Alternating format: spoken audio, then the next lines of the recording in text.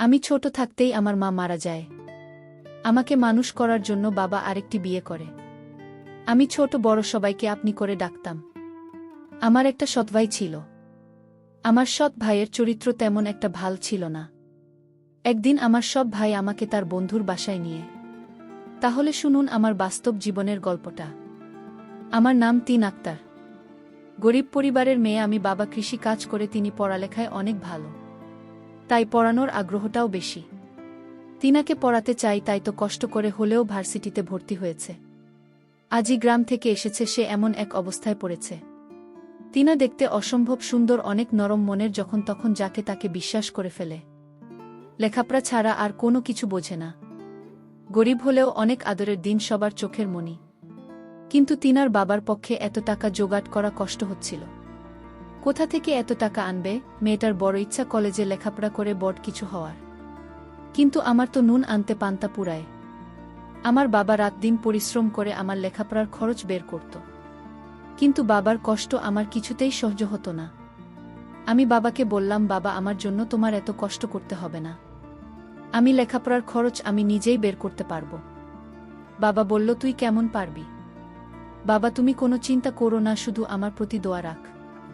আমি ভার্সিটিতে পড়ালেখা করব বাবা। এটা আমার স্বপ্ন। আমার একটা সতভাই ছিল। আমার মা ছোটবেলায় মারা যান। কিন্তু আমার বাবা আর একটি বিয়ে করেন, কারণ সংসারের রান্নাবান্না করার মতো কোনো লোক ছিল না। আর তাই বাধ্য হয়ে বাবা বিয়েটা করল। আমার সৎ মা ও আমাকে খুব ভালোবাসেন, নিজের মায়ের মতো আমিও দেখি। কিন্তু আমার একটা সৎ ভাই ছিল, তার নাম জিসান। সে লেখাপড়ায় খুব কাঁচা। লেখাপড়া না করে সারাদিন আড্ডা মারে বন্ধুদের সাথে। লেখাপড়ার প্রতি তার কোনো আগ্রহ নেই। আমার সৎ ভাইয়ের কোনো মতো ভালো না। সে কিছুদিন আগে বন্ধুদের সাথে ঝগড়া করেছে, একটা ছেলেকে মেরেছে। কিন্তু এই ছেলের চিকিৎসার সমস্ত করছি আমার বাবার বহন করতে হয়েছিল। আমার বাবার কথার অবাধ্য থাকতে সবসময়। আমি এত ভালো লেখাপড়া করি, তার প্রশংসা শুনলে তার মাথা নিচু হয়ে যেত। আমার প্রশংসা সে কিছুতেই সহ্য করতে পারত না, কারণ আমি তার সৎ বোন ছিলাম। নিজের আপন বোন হলে আজ সে খুশি থাকত হয়তো।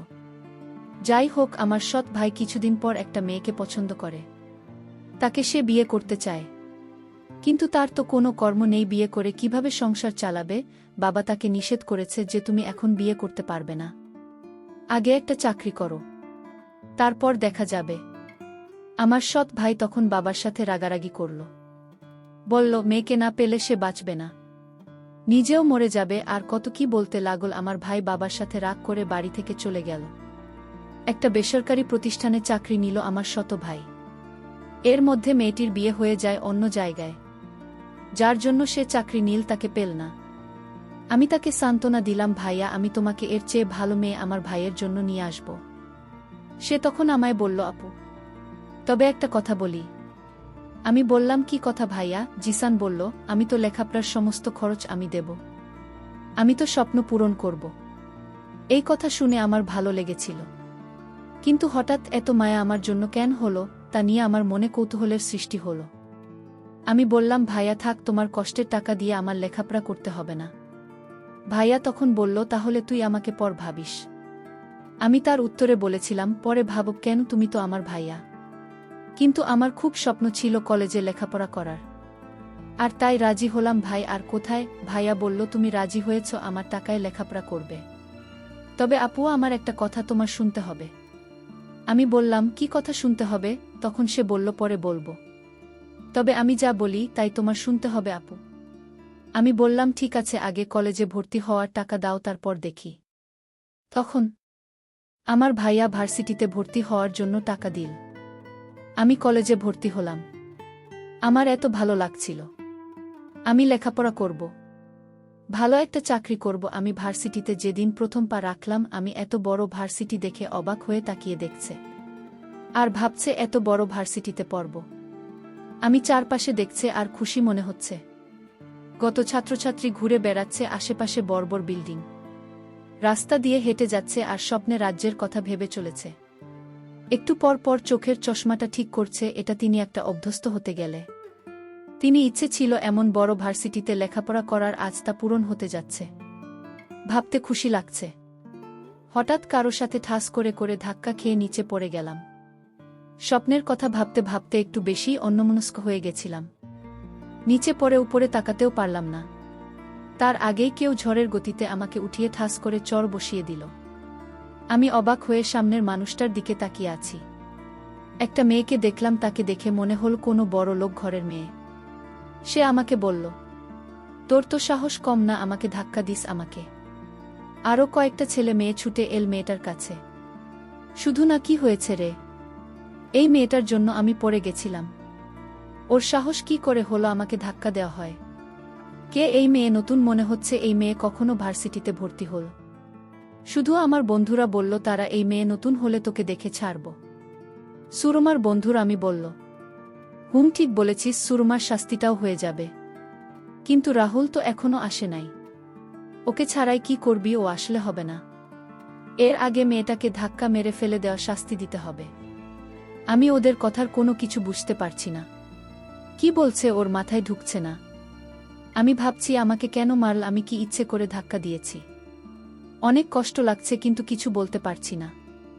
চুপ করে আছি। এই যে মেয়ে, তোমার নাম কি? একটু ভয় পেয়ে বললাম, আমি তাই না? একটু দেখে চলতে পারলে না? এখন তো ওরা তোমাকে প্রতিশোধ নেবে। তুমি দেখে চললে এমন হতো না। আমি কথাগুলো ভাবছিলাম। হঠাৎ ছেলে সেগুলো বলল, এরা সবাই আমার দিকে আসছে দেখে আবার তাদের কাছে চলে গেল। এত জোরে থাপ্পড় দিয়েছে, আবার আমাকে মারবে কেন? সবাই আমার কাছে এসে নাম কি, বাড়ি কোথায়, কিসে পড়ি সব জিজ্ঞেস করতে লাগল। তারপর আমাকে গান গাইতে বলল। আমি গান পারি না বলাতে আমাকে কানে ধরে রেখেছে। এদিকে সিয়াম আজ একটু দেরি করে ভার্সিটিতে এসেছে।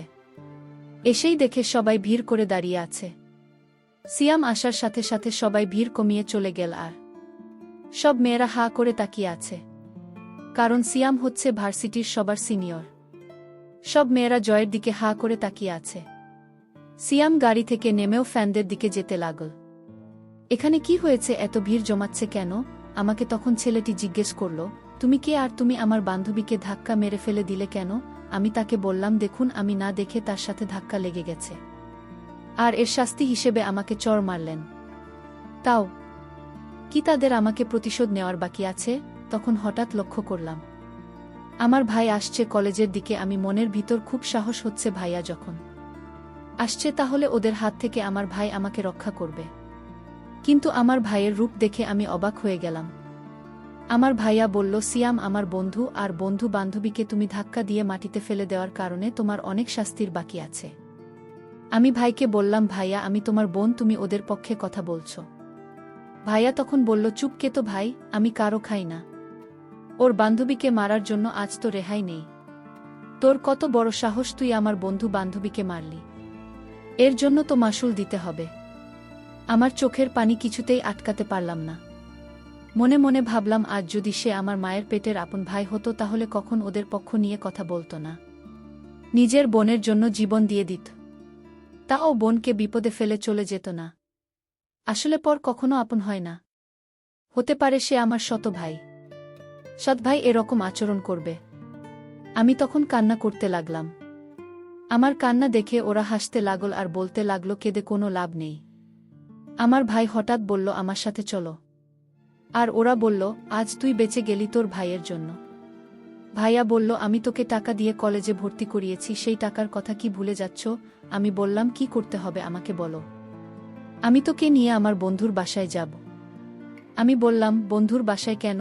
জিসান বলল, আমি তো আগেই বলেছি তুই আমাকে কোনো প্রশ্ন করবি না। আমার সব কথা তো শুনতে হবে। ভাইয়া বলেছি, আজ আমার মনটা ভীষণ খারাপ। কারণ আমি আজ প্রথম ভার্সিটিতে এসেছে অপমানিত হয়েছি। আমি আজ কোথাও যাব না। অন্য দিন বলিস তোর বন্ধুর বাসায় গিয়ে আসনে। আমার ভাইয়া তখন খুব রাগান্বিত হয়ে বলল, এখন বলেছি এখনই যেতে হবে।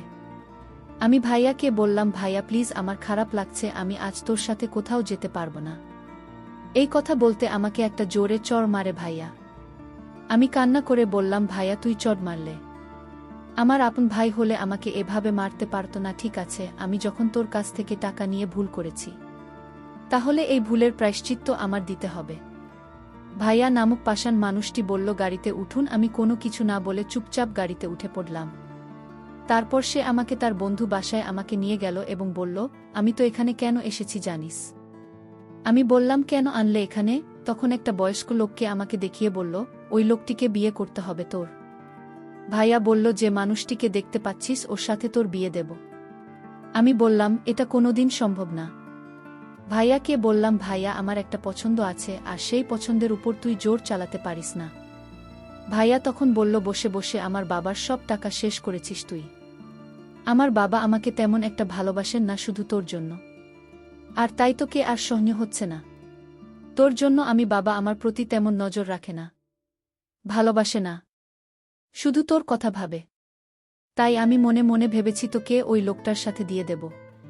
লোকটা অনেক টাকার মালিক, একটু বয়স বেশি। আর কি, বয়স বেশি হলে সমস্যা কি? আর আমি ওই লোকটার কাছ থেকে টাকা নিয়ে কলেজে ভর্তি করিয়েছি। আমি অনেক দিন যাবৎ ও তার কাছ থেকে টাকা নিয়ে চলেছি। আমি তখন ভাইয়াকে বললাম, এই লোকের সাথে আমার বিয়ে দিলে আমার জীবনটা শেষ হয়ে যাবে। ভাইয়া প্লিজ। ভাইয়া তখন বলল, আমি কোনো চাকরি করিনি, চাকরি আমার মিথ্যা বানানো নাটক ছিল। আমি তখন আমার ভাইকে একটা থাপ্পড় মেরে বললাম, এই তো প্ল্যান ছিল। আমি কোনো মতে সেখান থেকে পালিয়ে আসলাম। বাবার কাছে কান্না করে সব বলে দিলাম। বাবা তখন আমায় সান্ত্বনা দিয়ে বলল, আজ তোর মা বেঁচে থাকলে এমনটা হতো না। তোর ভাইটা কার কাছে বিক্রি হয়ে গিয়েছে, যে ভাই টাকার লোভে পড়ে নিজের বোনকে একটা বয়স্ক লোকের সাথে বিয়ে দিতে চায়। সে তো ভাই না। তোর ভাই নিজের স্বার্থের জন্য তোকে কলেজে ভর্তি করল। ও দিন দিন ও আরও অভদ্র হয়ে যাচ্ছে। আমি বাবাকে বললাম, বাবা তুমি ওকে এখন কিছু বলবো না। ওকে ভালো করার দায়িত্বটা আমার হাতে তুলে দাও। ওকে কিভাবে ভালো করতে হবে তা আমার জানা আছে।